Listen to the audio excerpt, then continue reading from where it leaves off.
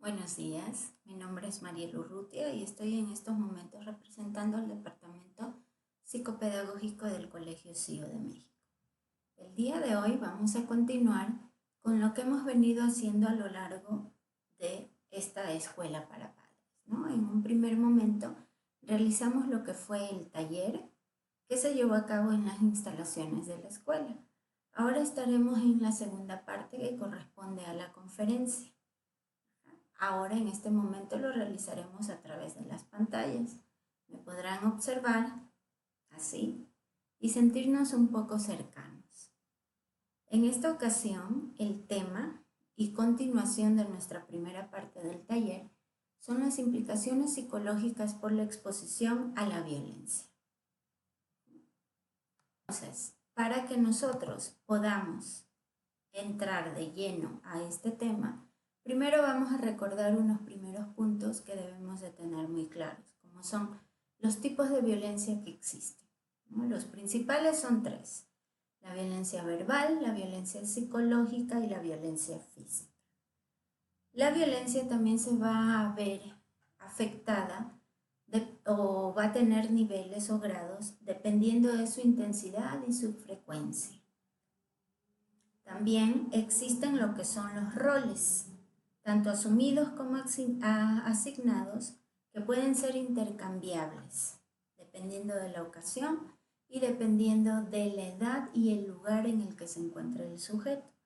Entonces, estos pueden ser sometidos a, en este caso, a la violencia, que puede ser en un pasado o puede ser en la actualidad. La persona se encuentra en una posición pasiva, es decir, es el que es agredido. Yo utilizo el término expuesto a la violencia para designar a aquella persona que es testigo y por lo tanto cómplice, es decir, cuando otra persona cercana a él ha sido violentada. Y finalmente utilizo el término vivir sin o con la violencia, que ya implica una decisión consciente sobre la situación actual y sobre la futura. Es decir, es poner un alto y decidir qué voy a hacer frente a esta violencia que puedo estar viviendo o que viví.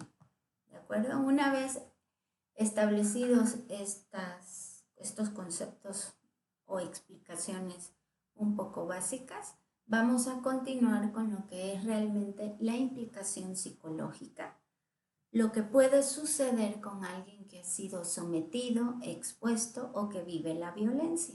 Y a partir de allí poder realizar o poder reflexionar un poco y hacer esto de una manera más consciente.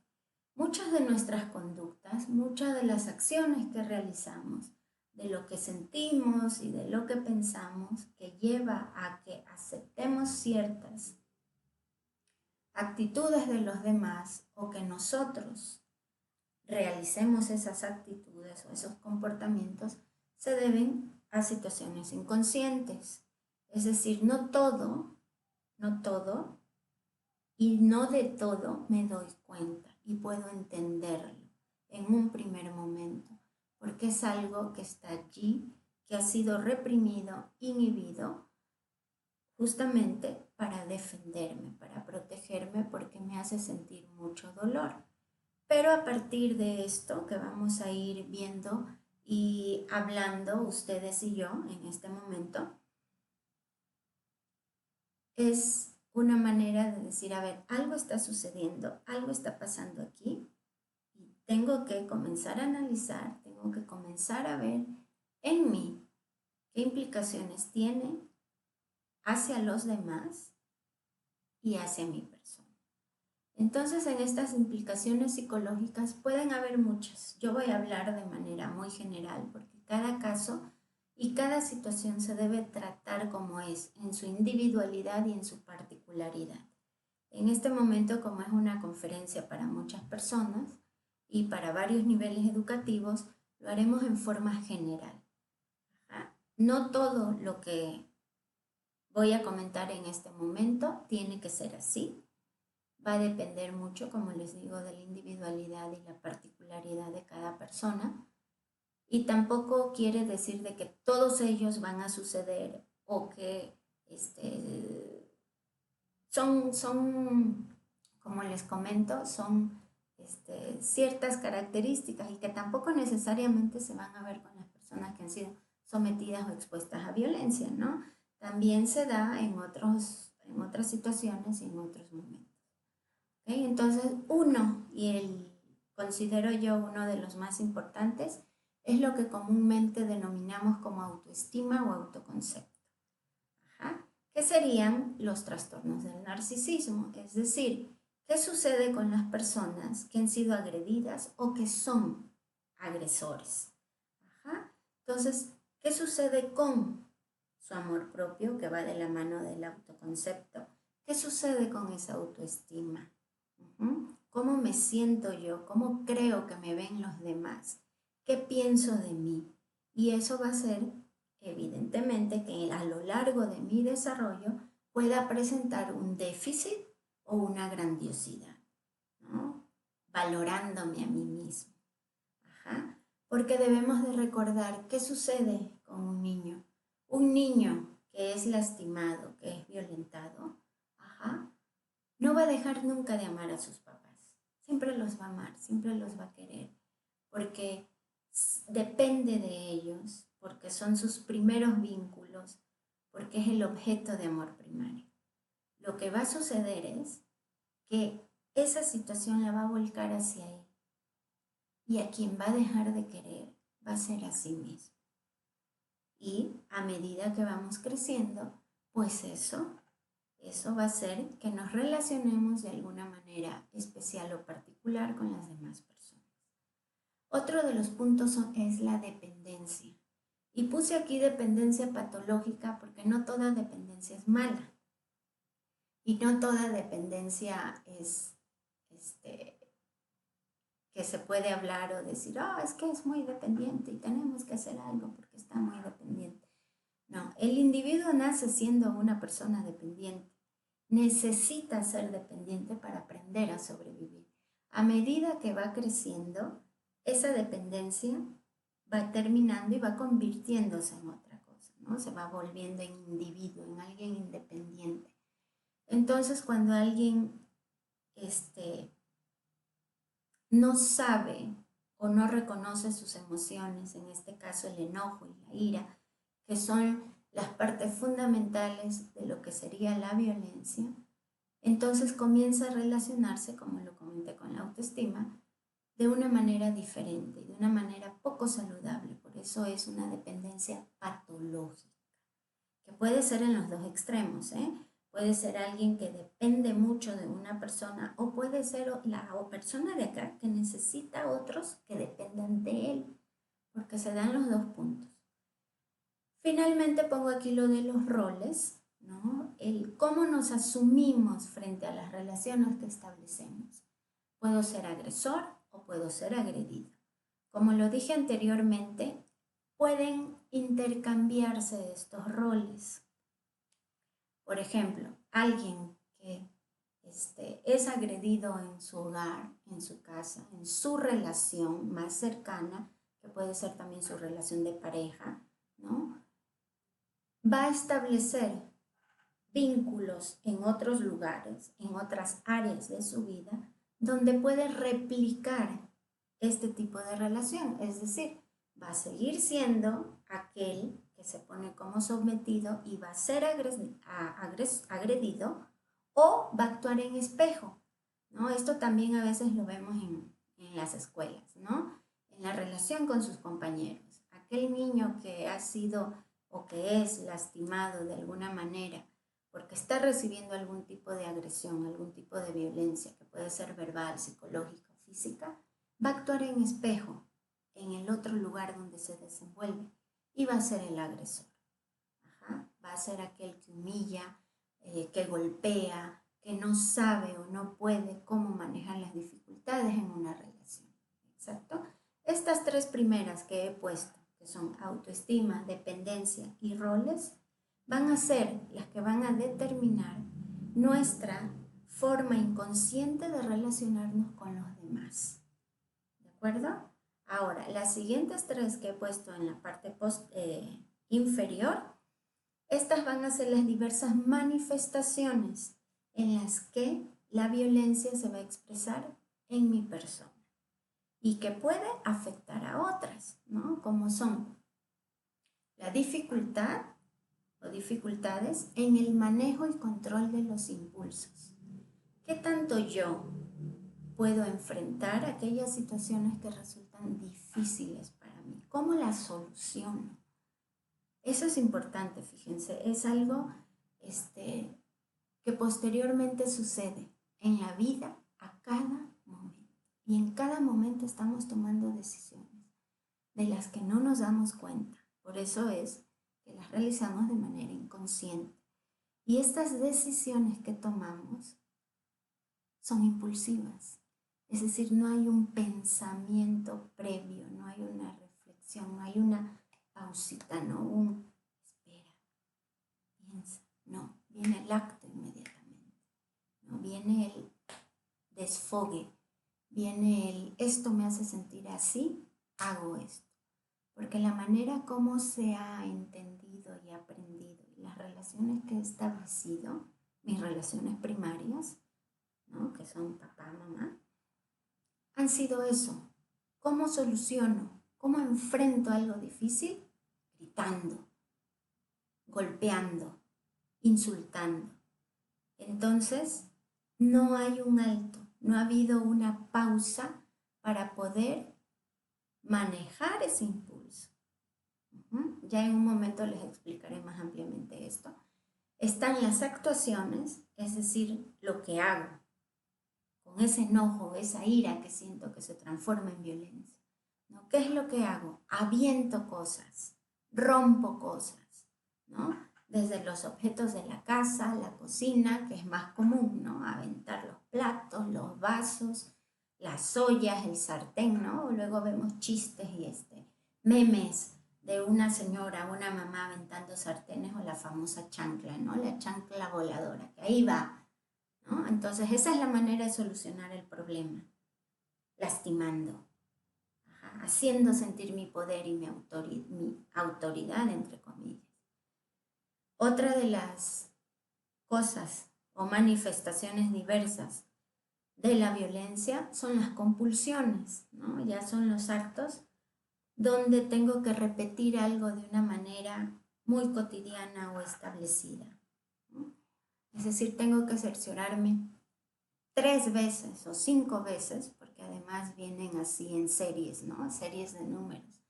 Y ver si la puerta está cerrada, ver si cerré la ventana, ver la hora antes de ir a algún lugar, ¿sí? Colocar los objetos en determinado lugar o orden, y así tienen que estar, y no tienen que moverse. ¿Por qué? ¿Por qué la necesidad de ese orden? ¿Por qué la necesidad de esa exactitud? ¿Por qué de repetir tanto? Porque hay un dolor, hay una herida. Cuando fuimos lastimados o presenciamos que alguien fue lastimado, tenemos pensamientos. Y no solo tenemos pensamientos e ideas y fantasías, también sentimos. Y de esos pensamientos y esos sentimientos que surgen en ese momento, hay deseos. Deseos de que esa situación pare. ¿Y cómo puede parar? ¿No? O sea, nuestros pensamientos son muy, no hay límite. Y no quiere decir que un pensamiento sea bueno o malo, pero en las compulsiones existe el pensamiento mágico de que aquello que en algún momento pensé, porque me sentía y me dolía tanto, puede hacerse realidad.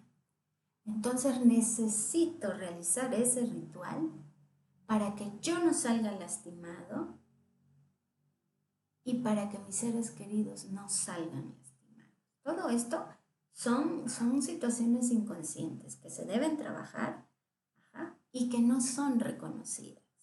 Por eso la necesidad de estos actos, por eso la necesidad de actuar de esta manera, para impedir ese pensamiento, para impedir que se pueda hablar de aquello que me causó tanto dolor.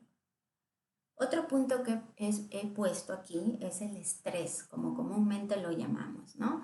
El estrés, me siento estresado, esta situación me hace sentir muy mal. Bueno, eso se llama trastorno de ansiedad, se llama angustia y dependiendo de la intensidad puede ser un ataque de pánico, que viene de lo mismo, ¿no? O sea, ansiedad, angustia, pánico, ¿no? A algo que sucede. Los pensamientos que tengo sobre que no soy lo suficientemente bueno, sobre que esto no va a quedar de mí bien, ¿qué van a decir de mí?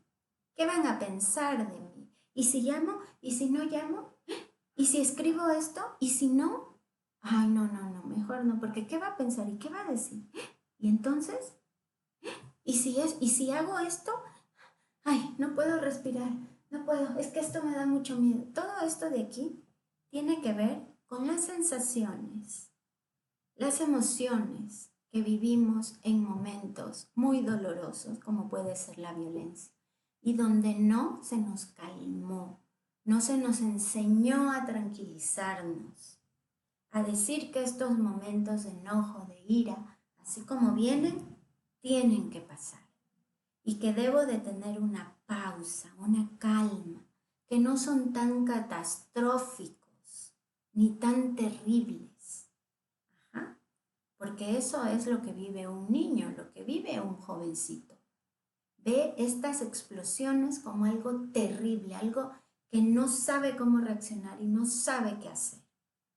Y posteriormente son sentidos así frente a cualquier situación difícil. Nuestro organismo va a reaccionar de la manera que aprendió en algún momento que se sintió en peligro.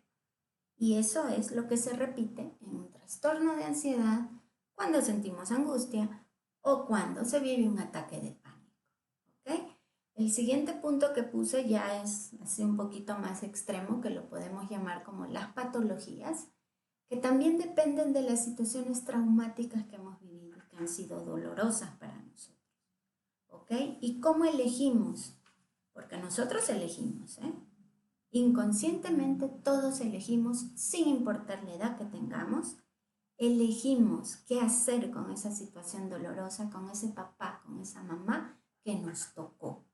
¿De acuerdo? Y en esa elección, justamente, pues se van a ir sucediendo en nuestro desarrollo que se da, eso es inevitable. ¿Okay? Nadie puede evitar. Lo que sí podemos hacer es trabajar estas situaciones, ¿ok? Y entonces, pues aquí pueden venir las depresiones y sus diferentes tipos de depresiones. Pueden estar las psicopatías, las sociopatías, ¿no? Que son las situaciones delictivas y los actos criminales, ¿no? De que no me importa el otro, es mi impulso y es mi deseo, ¿no? Y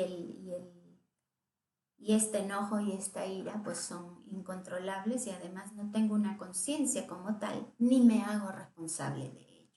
Ajá. Están los llamados trastornos bipolares, que este trastorno bipolar, para que quede claro, son los extremos que existen entre una depresión psicótica, que sería una melancolía, y una manía, es decir, una euforia, que está en el otro extremo. Entonces es el sujeto que va y viene entre estos estados de ánimo, ¿no? O baja, es una depresión, o está muy arriba. Eso es un trastorno bipolar. El ir y venir en un determinado periodo de tiempo entre los extremos, ¿de acuerdo? Y ya en casos ya muy, porque ya eso depende del tipo de violencia al que fue expuesta la persona y el deterioro de su agresor, pues pueden darse lo que son las psicosis, ¿ok? Bueno, vamos a continuar y vamos a hablar de la violencia más común, que es la que tenemos en estos momentos, que es en casa. Puse aquí, la violencia no está en cuarentena. Pues no, no está en cuarentena porque nuestros conflictos y nuestras situaciones internas no dependen del clima, ni del tiempo, ni de que si hoy tienes trabajo o no, que si vas a la escuela o no. Siempre están con nosotros. ¿Ok? Todo lo que llevamos dentro siempre están con nosotros. No importa si nos mudamos de país, si nos mudamos de casa, si nos cambiamos de trabajo. Eso está con nosotros y va a seguir con nosotros si no se trabaja. ¿De acuerdo? Lo llevamos a cualquier lado. Ajá, y lo llevamos con cualquier persona con la que estemos. Bien. Entonces, conflictos violentos en casa. Entonces, vamos a ver cómo se da la violencia. La violencia se da cuando siento enojo, ira. Hay una desesperación frente a una situación que se encuentra fuera de mi control. Entonces no puedo y no sé cómo reaccionar frente a ella.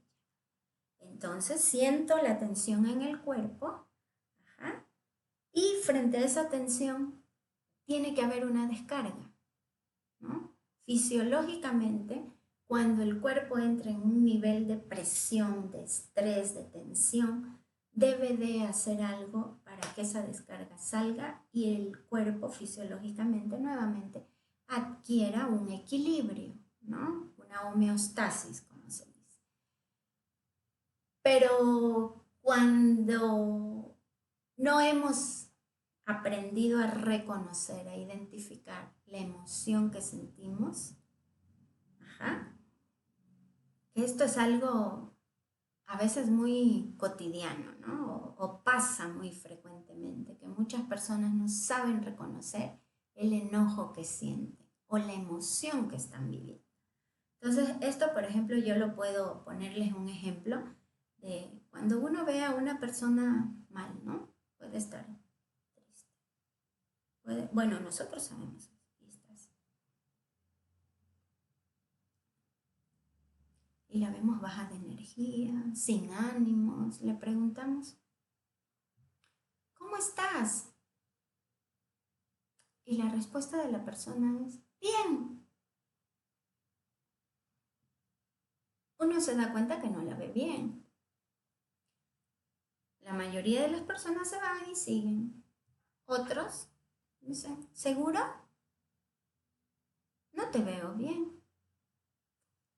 No te preocupes, no me pasa nada. Ajá. Entonces, estamos viendo allí que para esa persona es complicado poder, no sé si puede ser que no ha identificado lo que está sintiendo o que no quiere reconocer lo que está sintiendo. O que expresar esa emoción implica sentirse débil o inferior, porque eso es lo que nos han dicho, ¿no?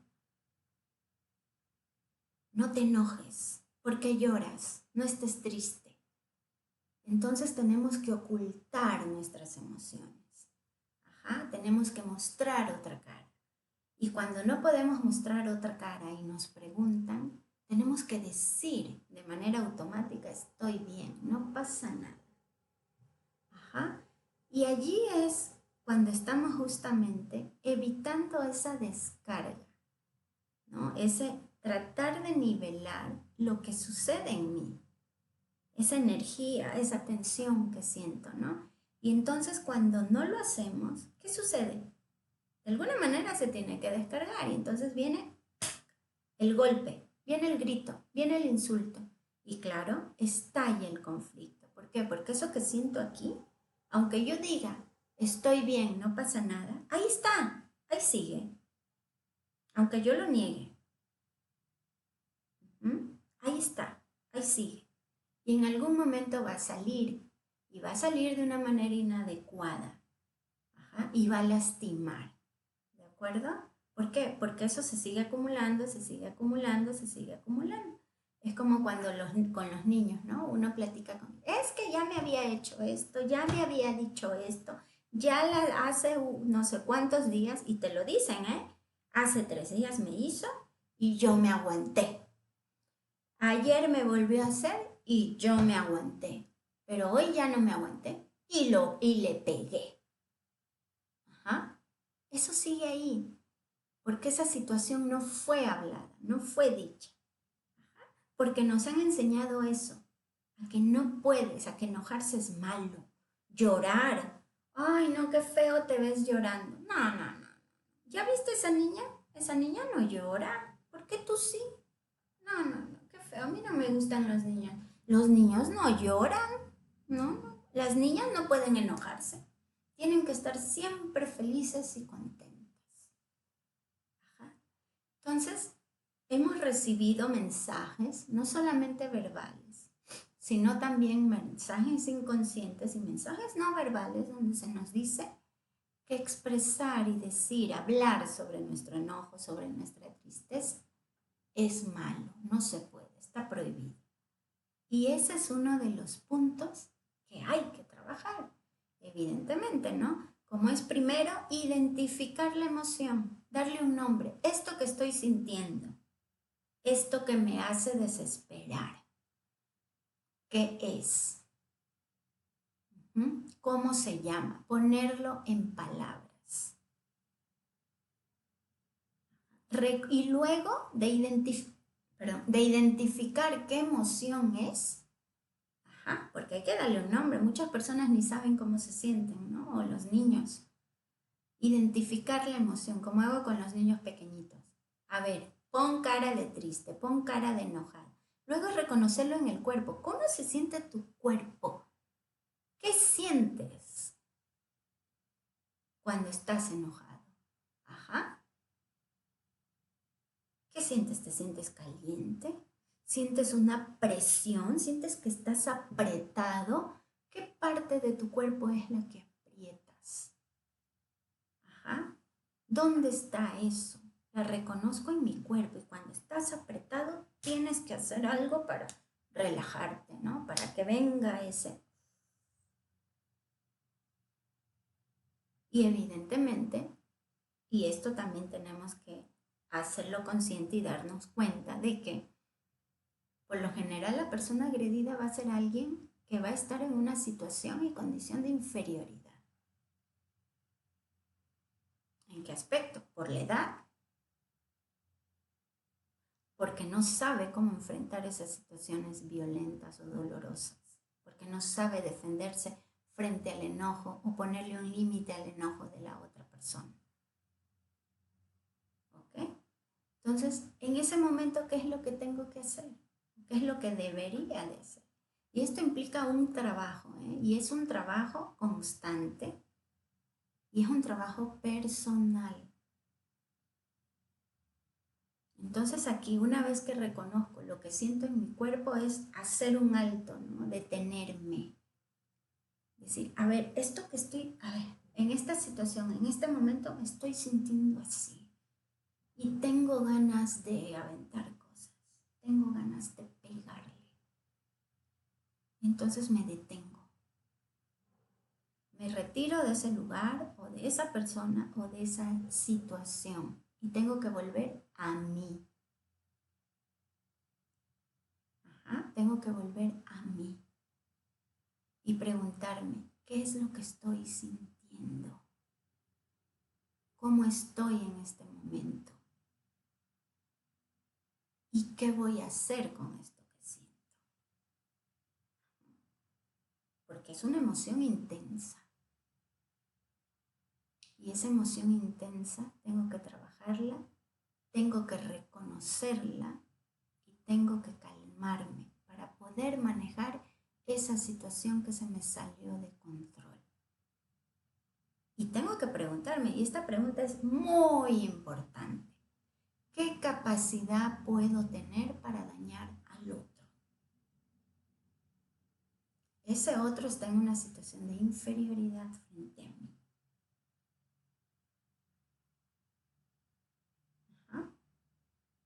¿Cómo lo puedo lastimar? No solamente físicamente, sino emocionalmente. ¿De acuerdo? Y comenzar a establecer límites propios.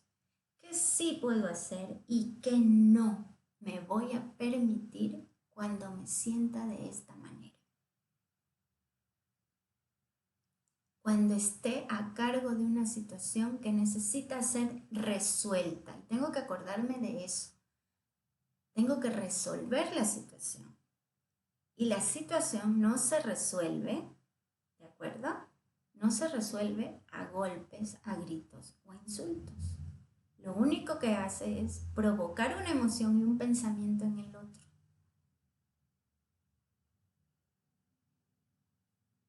y va a dañar el vínculo amoroso. ¿Okay? Entonces, establecer mis límites propios. ¿Qué sí puedo hacer? ¿Qué no? Y pedir ayuda. Si tengo una pareja, por eso se llama pareja, porque estamos así, en igualdad. Si tengo una pareja, entonces, ayúdame, no puedo, esta situación me desborda. Aún no lo logro. Interven tú, por favor.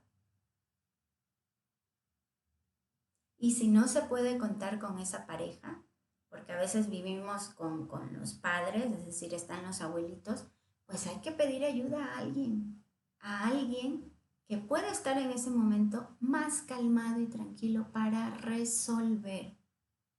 Y si aún así no encuentro ayuda en mis personas cercanas, pues tengo que pedir ayuda de un profesional. ¿De acuerdo? ¿Sí?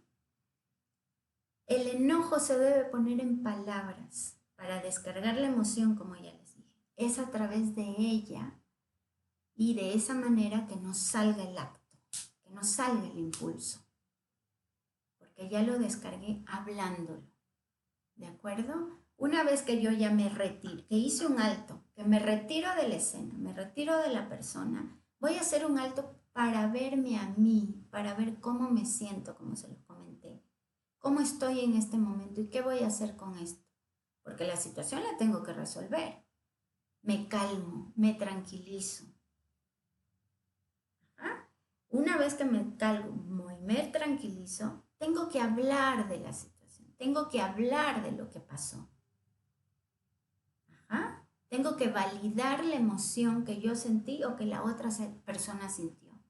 Tengo que validar el enojo, reconocerlo, hablar ya de una manera más calmada, en otro tono y buscar soluciones.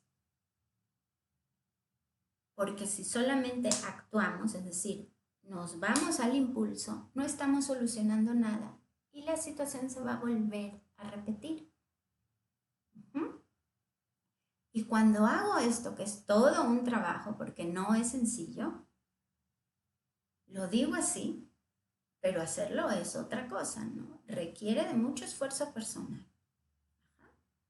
Cuando yo este enojo lo pongo en palabras para descargar la emoción y que no salga ese acto violento, poco a poco y de manera constante, porque es algo que una vez que lo inicié y lo hice otra vez, pero así poniéndome, ¿no? No, tengo que hacer esto. A ver, tranquila, respira. Calma, sí, estoy enojada. Cuando estoy enojada, no soy buena, lastimo, hago esto. Ok, tranquilízate. Ajá. ¿Cómo vas a resolver esta situación? ¿Qué alternativas vamos a dar? Entonces, en ese momento, estoy haciendo consciente que mi impulso y aquello que realicé fue producto de mi enojo. ¿Okay? De mi ira, porque cuando algo estalla de esa manera, es ira, que es un enojo muy, muy, muy intenso. ¿Sí? Bueno, ya les he dicho varias cosas sobre lo que debemos hacer, que esto es un trabajo personal, y les puse ahí, ¿ahora qué toca? ¿No? Yo ya hablé, ahora les toca a ustedes. Ustedes tienen la batuta. Ajá.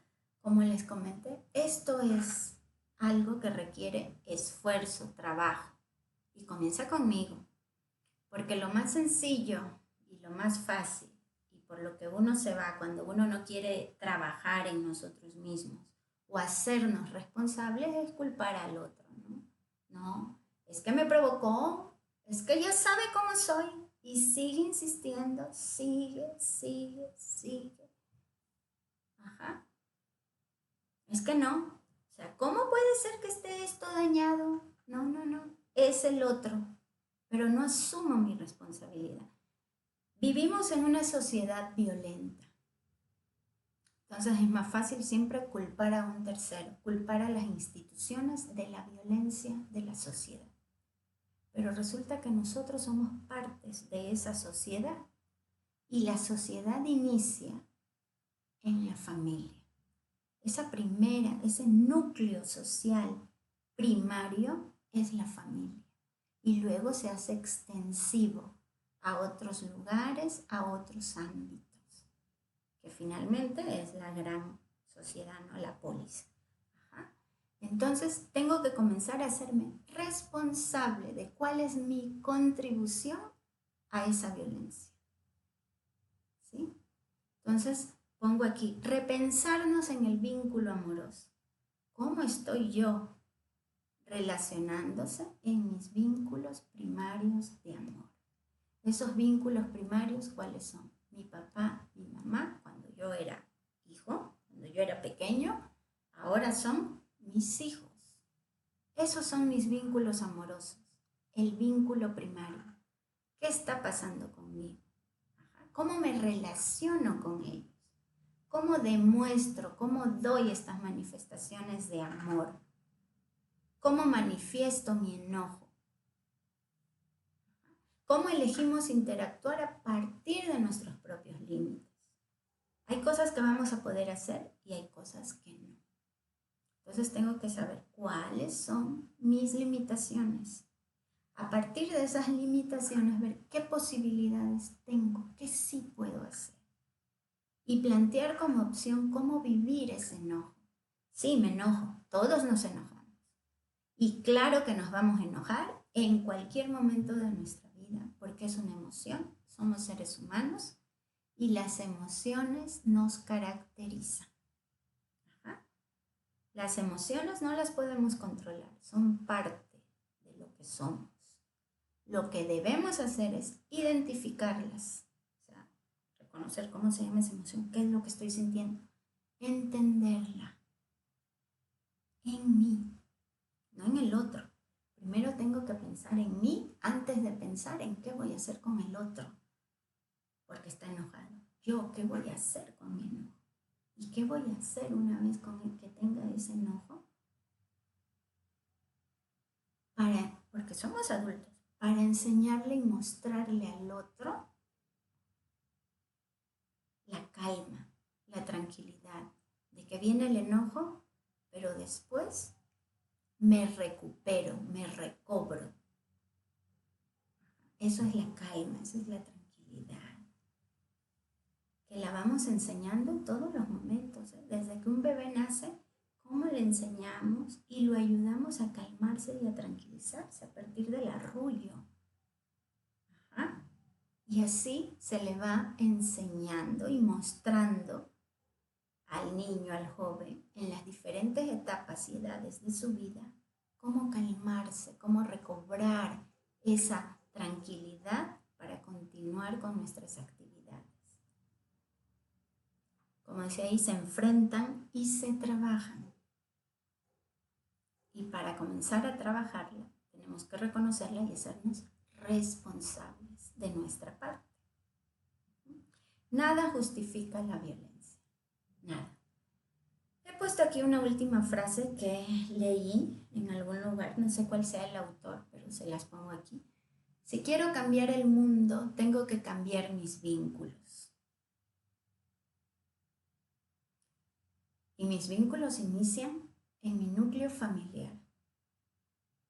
Tengo que cambiar la manera, cómo me relaciono.